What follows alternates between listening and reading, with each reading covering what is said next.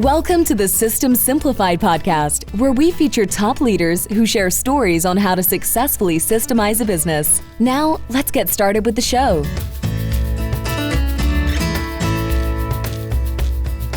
Hello, Adi Klevit here with the System Simplified podcast, where we interview top entrepreneurs, founders, and thought leaders about systematizing a business. And this podcast is being brought to you by Business Success Consulting Group. At Business Success Consulting Group, we create custom processes and tailor-made business systems so businesses can thrive and grow.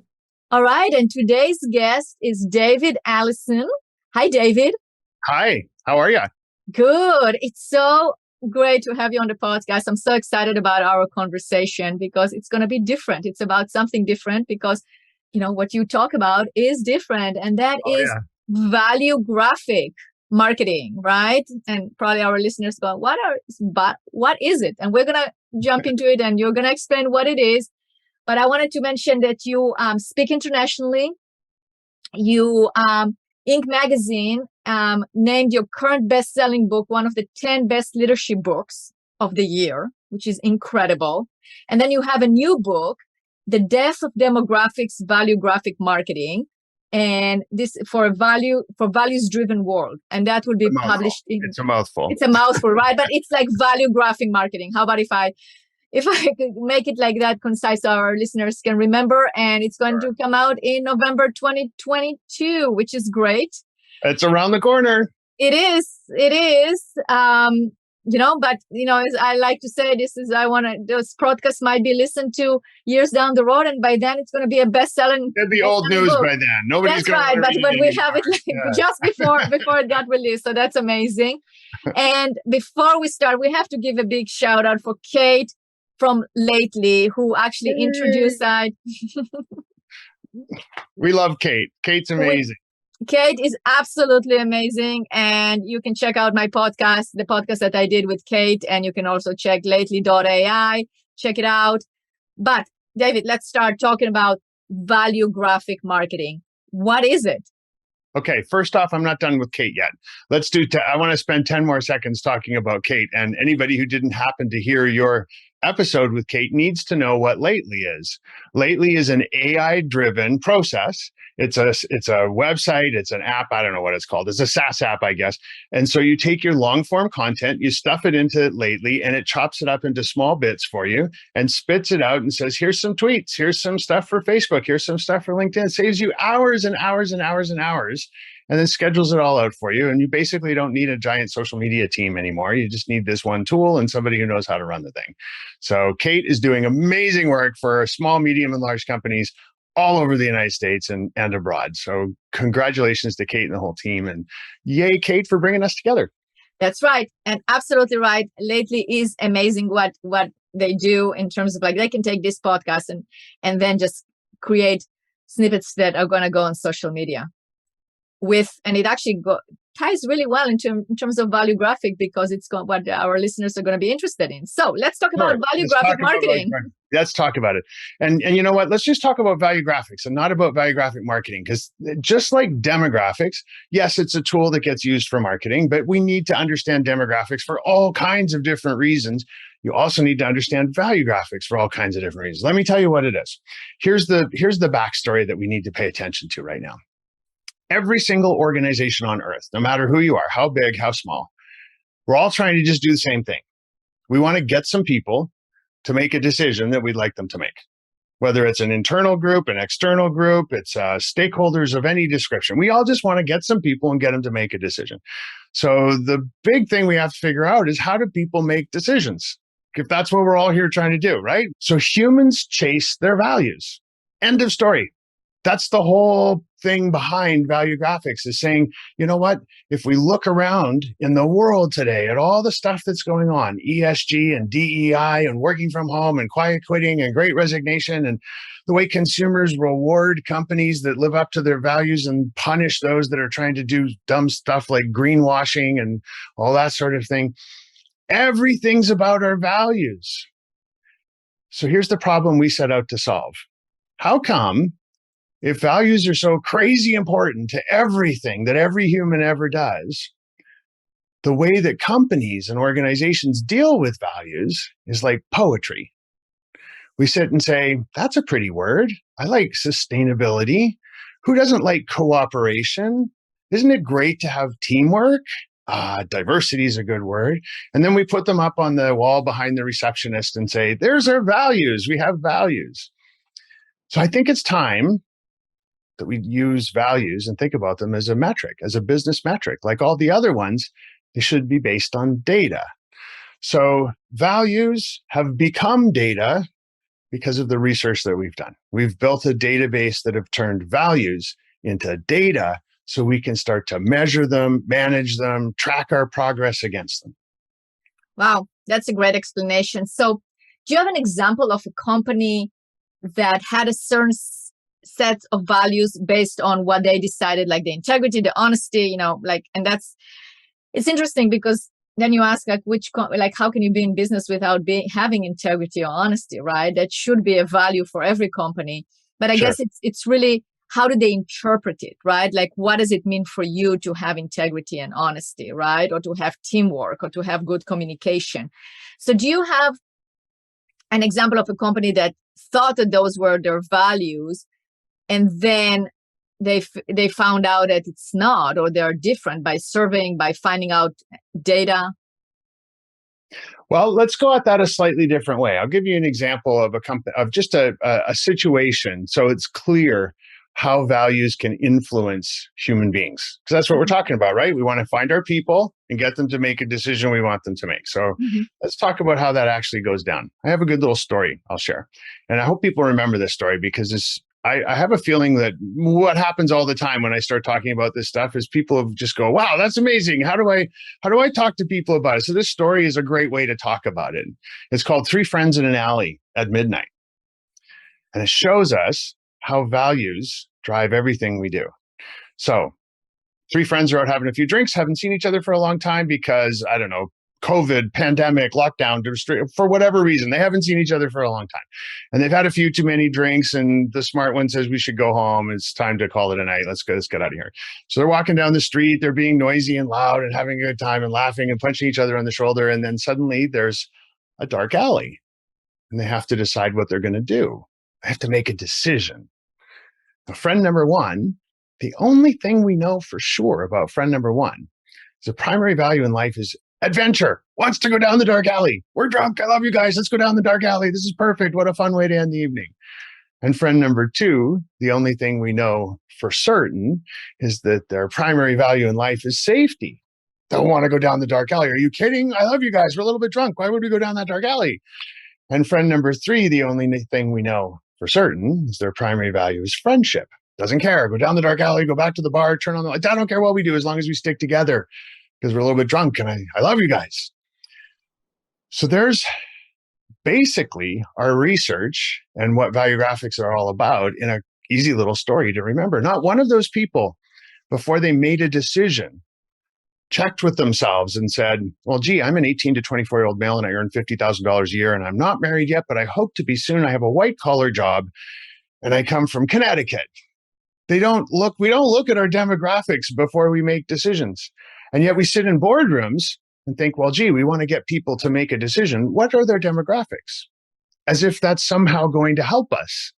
And it doesn't, because demographics have nothing to do with how you're going to behave. That's like saying all women are the same. All baby boomers are going to do the same things. Well, I tell you what, we've done 1 million surveys now, close to 1 million surveys around the world. And what we're discovering is that the values that drive us are incredibly similar across all demographic categories. So there's 56 core human values that drive what we do, every human on earth, only 56.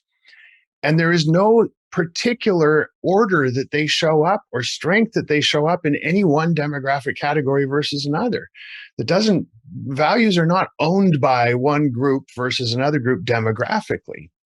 So that's a really fun thing to know, that regardless of how old you are, you can be driven by and have the same values as somebody who's an entirely different age than you. And the evidence of that's in our life, right? You look at your friends and say, are they all identically the same as me demographically? Probably not. I've never met anybody whose friends are all identical to them demographically. But where the reason you're friends is you all have the same kind of perspective on life. That's values.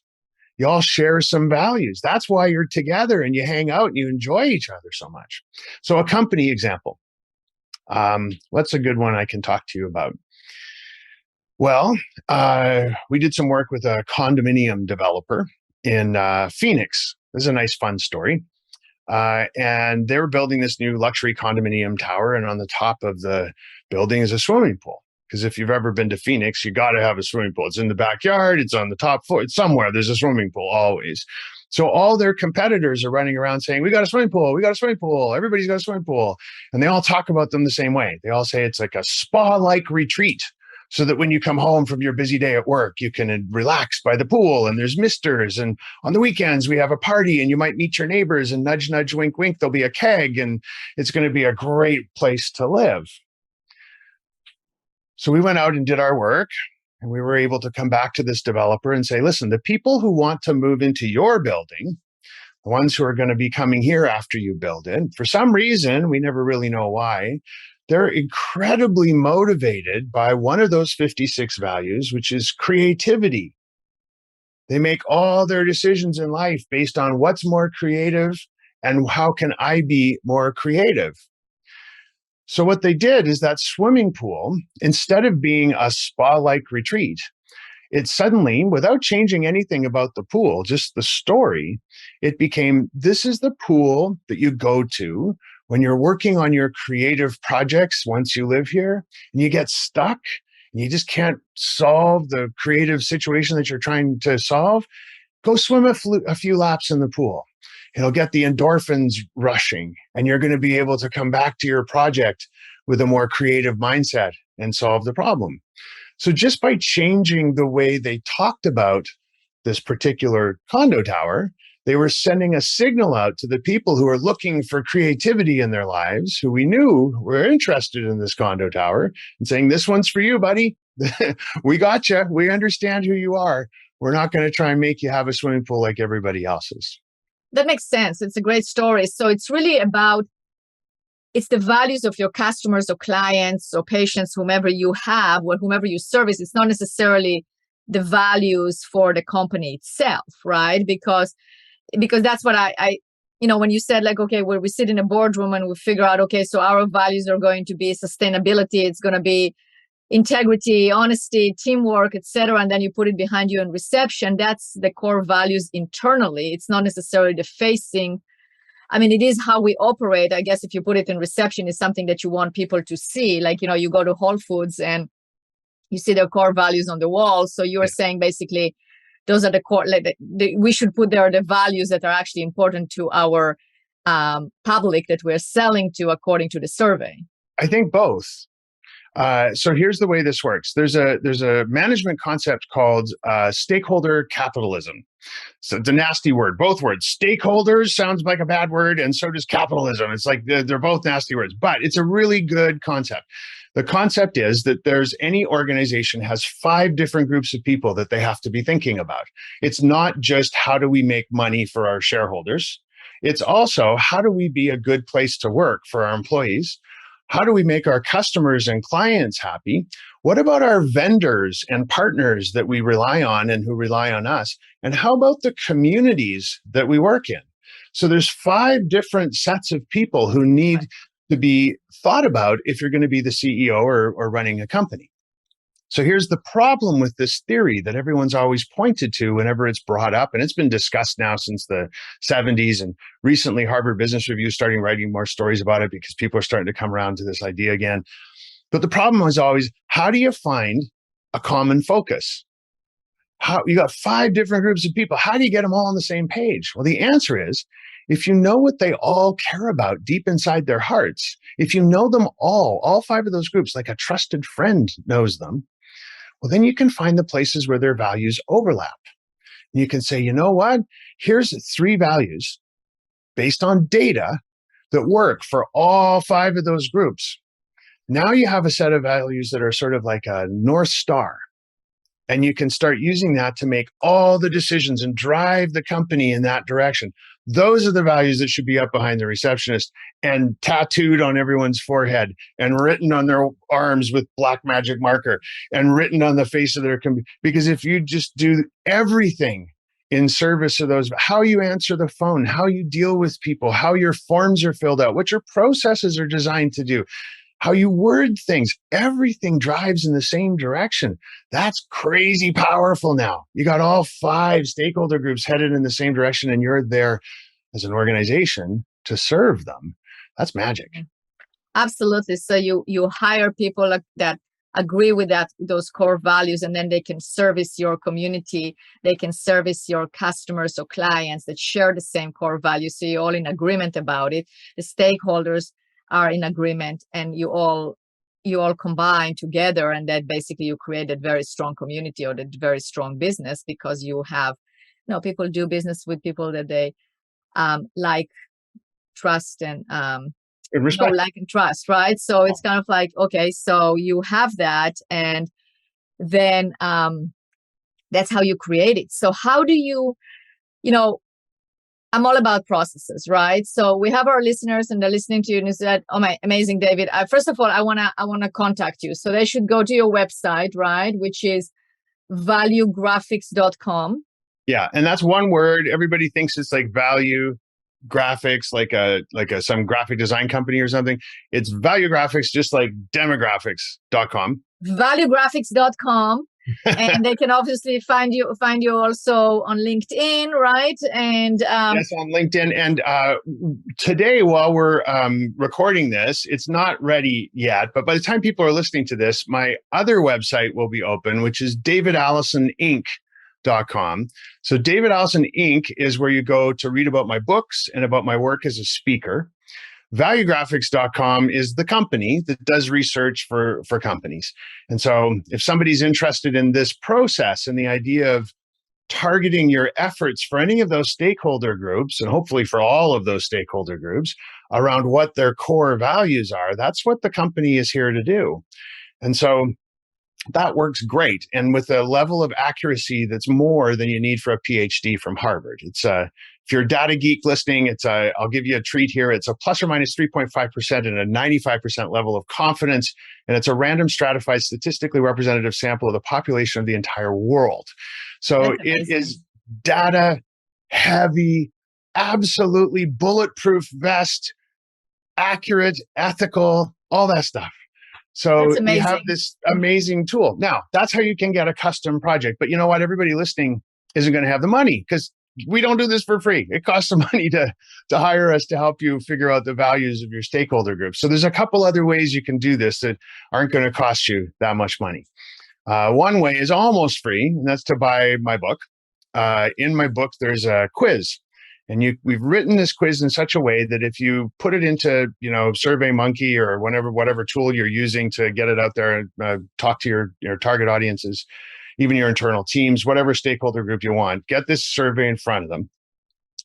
The current book that's out there right now, as we're recording, is called We Are All the Same Age Now, and that's on Amazon. The new book is called The Death of Demographics. That will be on Amazon in 4 weeks as of today, which is making me bite my nails every morning when I wake up. But in both of them, there's a quiz. Send out the quiz and get the answers back. And there's a little tabulation thing in there, and it'll tell you which chapter that's packed with information is most similar to your people. So this is like the biggest, broadest way to look at the data. In North America, for example, there's 10 big giant tribes or archetypes of people that have come out of our research. And so that quiz will help you understand that your people are the closest to group number 3. So you go to that chapter, and there's all this stuff in there about how you can use that information about what their values are, what they're going to respond to, how you need to talk to them. So it's our way of, for the cost of a book, giving away as much of our process as we can figure out how to put in a book. But there's even a cheaper way. And it's this. We call it the 3 telltale questions. So these are 3 questions I'm going to give you right now.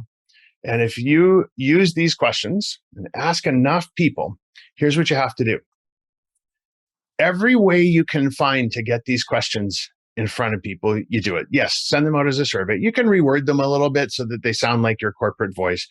But get your sales team, your frontline folks, your CRM people who are on the phone, get them to kind of weave these questions in as if they're just kind of fun things that they're asking about in the course of a conversation. And track all that in. What did people say? And what you're going to hear is people are going to answer these questions in all kinds of different ways, but you're going to hear the same kind of themes bubbling up to the surface. And what those themes are their values.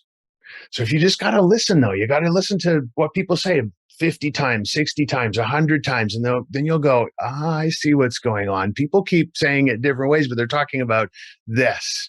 That's values. And now you know a value you can shoot towards with all the things you do. So here's the 3 questions. The first one, why do you go to work every day? When people start talking about that, they're going to say, well, I got to provide for my family. Or they're going to say, I just love what I do. It's so creative. It's how I get my, I feel great about myself every day when I go to work. Or I love the people I work with. I just have such a good time. They're just my best friends.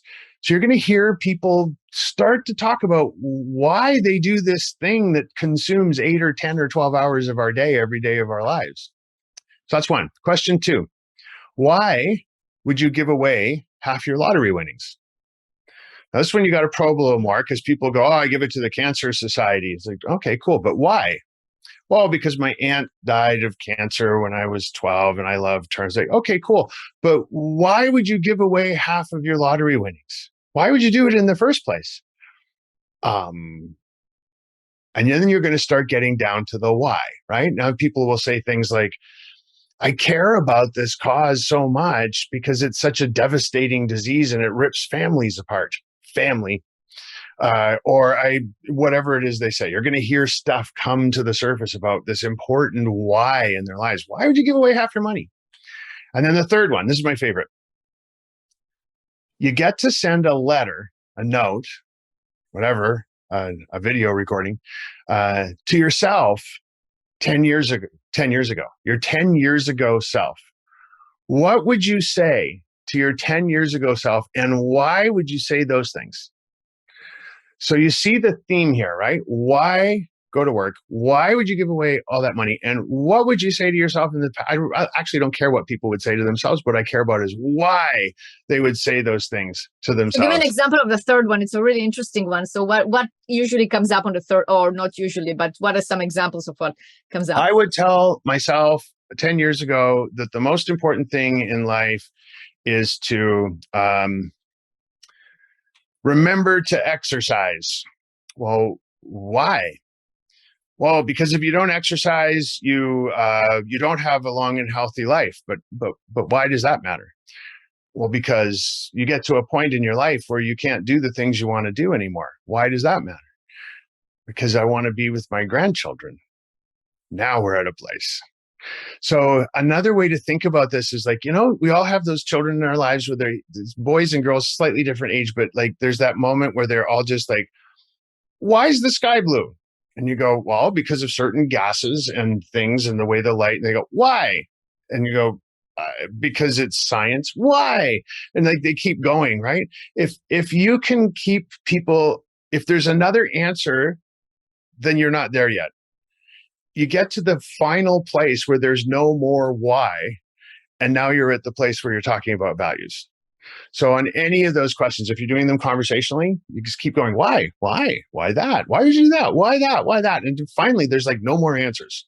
Now you're at a value. It's another good trick. So anyway, ask those 3 questions, collect all that incoming information, get everybody you can think of involved in the organization to try and find out what people's answers to those things are. It's not super scientific. It's not like our database where we've talked to 1 million people in 152 languages all around the world. But at least it's getting you going in a values-driven direction, right? I like to say it's like playing the piano with your fists. Bang, bang, bang, bang, bang. You're not going to be very pretty. It's not going to be super accurate, but at least you're using value graphics. Even if you're not really, really perfect at it yet, you're still using the right thing. It's that piano, not the broken guitar over in the corner with no strings called demographics. Because here's something really cool. I know I'm rambling a lot here, but thank you for letting me. I think it's really valuable information. So go ahead. Here's the thing. I can go into a long-winded mathematical explanation about this, and I won't. You just trust me with this.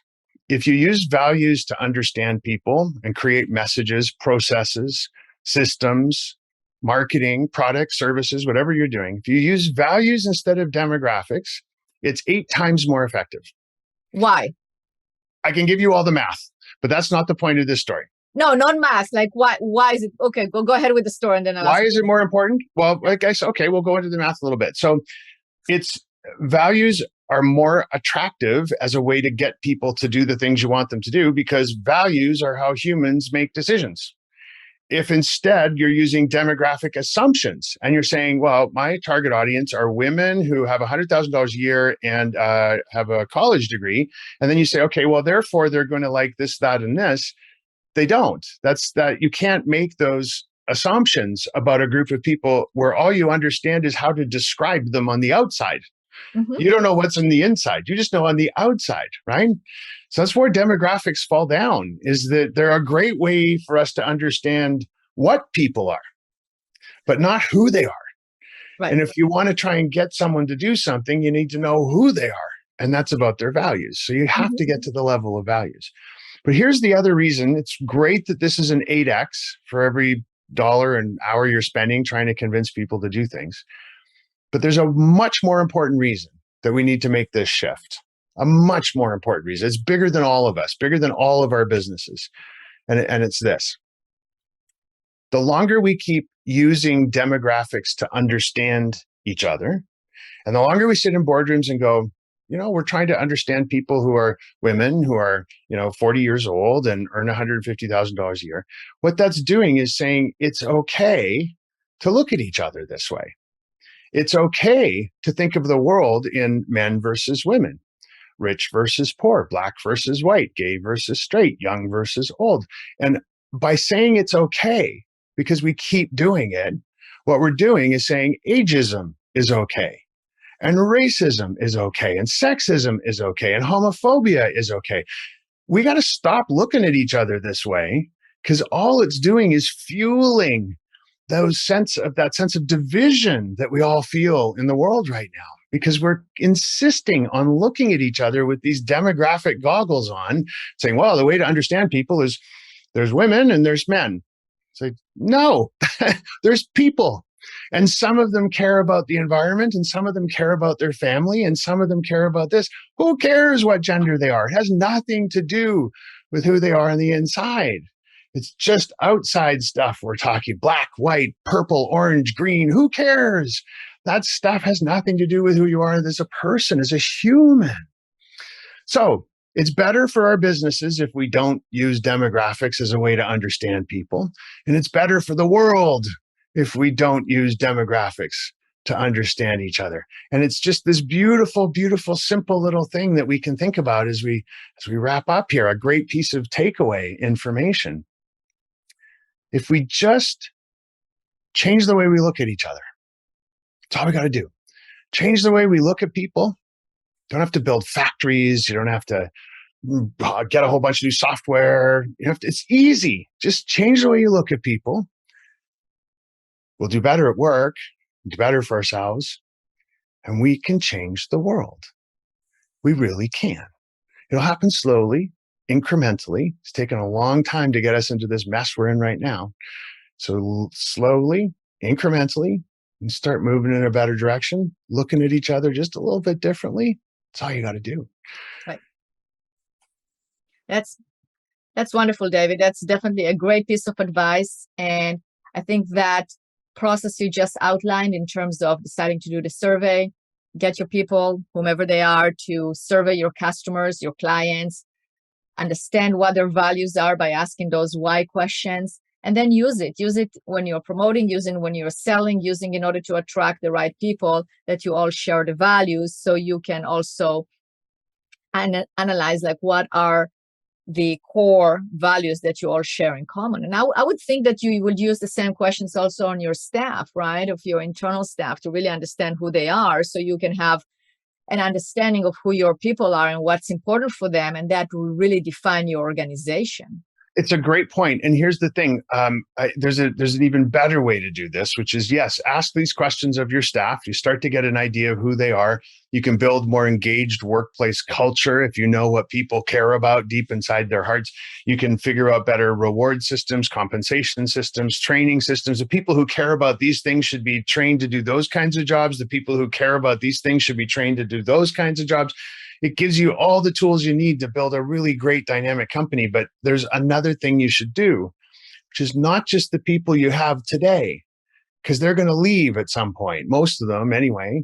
What about the people you don't have? Why not go and talk to the people in your industry who don't work for you and see what their values are? Because they're going to be the people who come and work for you tomorrow. At least some of them will be. So if you take both of those sets of answers and say, okay, here's who we have now. Cool. Let's build a culture for them. But let's not forget about the people we don't have, the ones who aren't in the room yet. Because if you can also understand them, well, now you're really future-proofing that engaged culture that you're creating over here. Got to think about the future too, not just the present. Same thing with your customers. And you're going to use this for marketing, which is what this new book of mine is about. But this isn't just a marketing problem. This is a human problem. But if you are thinking about it with marketing terms, your customers today, that's cool. But what about the ones you don't have yet? You also want to be thinking about them. So don't just think about the present, also think about the future. Absolutely. I agree. And use it in order to create a more of a value centric, or that's where the value graphics come in. Is like, you are basically connecting with them on a value, which is a much higher level than anything else. And then you get the connection done. Yeah. It's really like talking to them like the way you talk to your friends. Right. You all have that friend that we haven't seen for 20 years, and then you sit down and all of a sudden you're just right back connected again. You're having a great time with the conversation, right? It's like you never left. They were never gone. Imagine if you knew your employees that well, and you knew your customers that well, and you knew your shareholders that well, and everybody else. If you had that kind of insight, how powerful that would be. Well, that's what we can do if we look at people's values. Absolutely.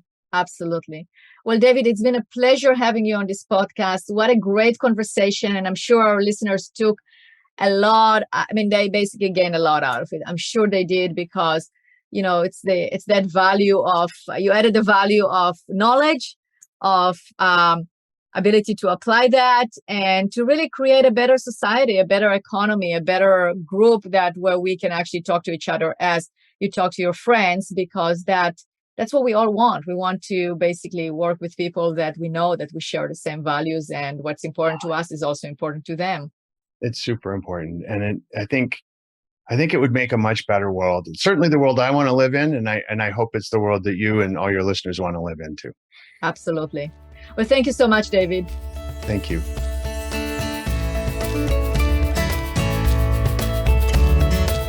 Thanks for listening to the System Simplified podcast. We'll see you again next time, and be sure to click subscribe to get future episodes.